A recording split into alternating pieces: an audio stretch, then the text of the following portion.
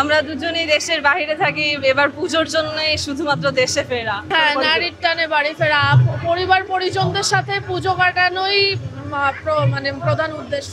দুর্গাপূজার অষ্টমী দিনটি হিন্দু ধর্মাবলম্বীদের কাছে অন্যতম প্রধান ও আধ্যাত্মিকভাবে তাৎপর্যপূর্ণ দিন হিসেবে বিবেচিত।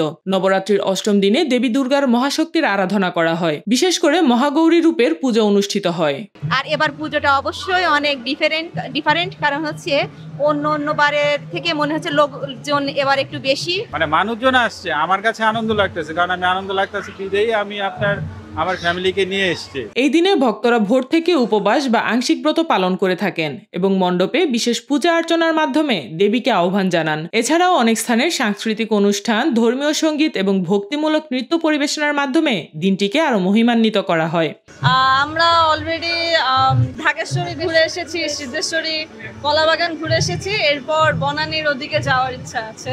গতবারের থেকে এবার আমি ওরকম মানে বিশৃঙ্খলা কখনো মানে শুনিও নি আর ফেসও করিনি। আপনজনের সাথে যে সেলিব্রেশনের যে আলাদা রকমের অনুভূতি, ওটা তো আর ওখানে পাওয়া যাবে না।